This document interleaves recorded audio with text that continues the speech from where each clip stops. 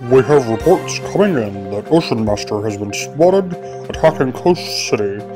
With the Justice League busy dealing with the Brainiac threat, we have an odd pairing of Titans member Wonder Girl and Suicide Squad member Harley Quinn heading out to the scene to deal with the problem.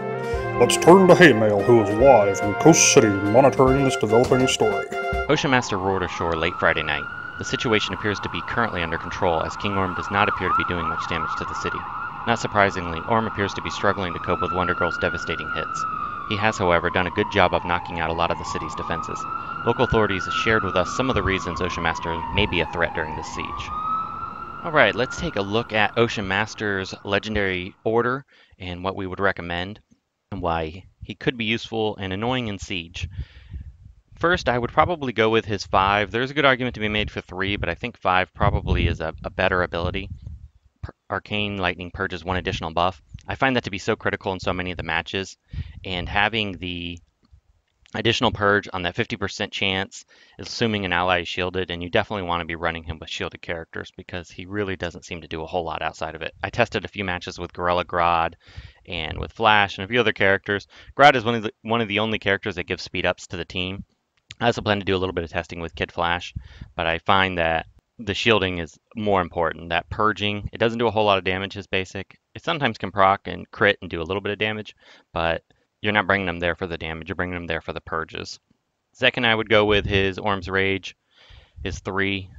Deal damage and 25% turn meter down. You're really only taking that for the extra turn meter down. The damage is so negligible, even on the main attack. Legendary attack, I can't remember how much damage it does, but I know it's pretty pitiful. Third, I would probably go with the Atlantean Stream, his 4th ability, 50% chance to apply silence to an enemy each time they get 1 or more buff. That I haven't seen it proc, so maybe it's bugged, I don't know. I haven't really been watching for it, but still I would take that next in the event that it is fixed or that it is currently working. I just haven't seen it. Or maybe just my RNG is so bad that 50% chance isn't enough for me. And you'll see a couple matches where he doesn't proc his 5 ever during a match for me, which is crazy, with the odds of it proccing 50% on every turn. Fourth, I would take also give 2 speed ups on his buff.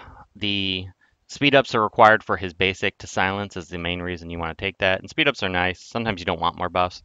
So 20% extra speed is useful. And then lastly, I would take his basic, apply silence if he has 1 speed up.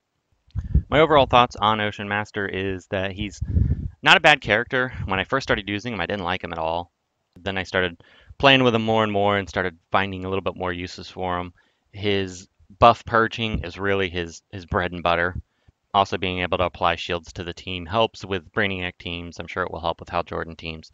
He's a character I think almost mandatorily needs to be Legendary 3 or above to be effective.